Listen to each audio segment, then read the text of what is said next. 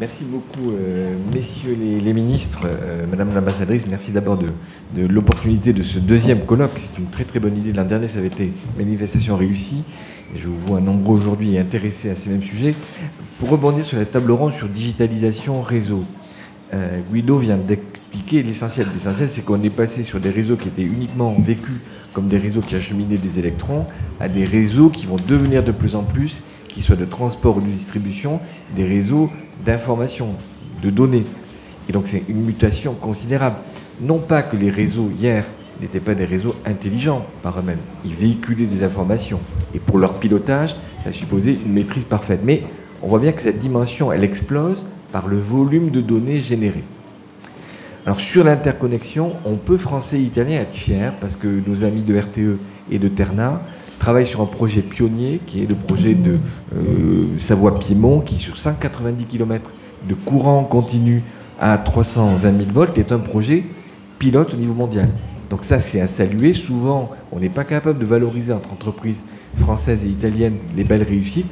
Ce projet, il est 3 fois plus long que le projet de renforcement de l'interconnexion France-Espagne qui avait été inauguré il y a 3-4 ans. Et on voit bien que là, il y a un chantier majeur pour les interconnexions, pour le renforcement des échanges. Mais l'Europe des réseaux et l'Europe des réseaux digitalisés, c'est pas que le transport. C'est aussi les réseaux de proximité, Guido l'évoquait, et notamment avec là aussi 2 belles réussites franco-italiennes en matière de compteurs intelligents. L'Italie, dès 2011, a démarré un programme de compteurs intelligents qu'elle a mené de manière assez remarquable. Programme que Enel Distribution a piloté, a abouti en 2 ans et demi, 3 ans, pour un coût extrêmement maîtrisé de 2,3 milliards. Nous, en France, on a le même programme qui se déploie, qui verra l'aboutissement en 2021. Et la révolution des données sur le réseau, cher Monica, passe avant tout par les données que le consommateur, dont il pourra disposer, données qui seront données aux collectivités locales, pionnières en premier lieu de la transition énergétique. Et ça, on n'est qu'au début de cette intelligence-là.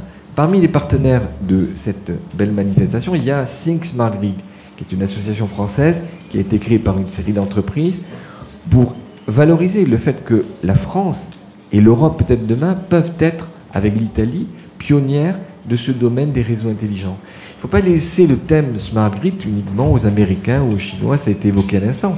C'est un thème qui peut être un thème important, ça fait partie des modifications substantielles. Après tout, nous avons fait en même temps qu'on faisait la CECA, et rappelons-nous, la CECA, c'est une décision politique.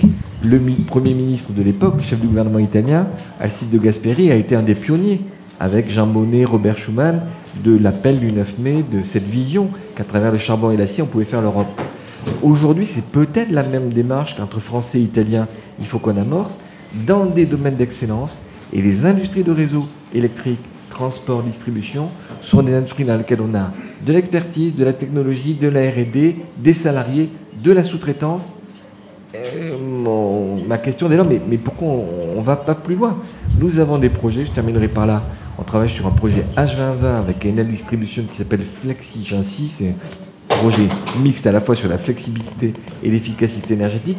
Mais il faudrait demain, c'est un peu l'appel que je fais, qu'on puisse travailler plus en détail sur des projets concrets qui intéressent les citoyens des 2 pays et qui leur montreront que la transition énergétique, on parle dans le Clean Energy Package de communauté énergétique citoyenne.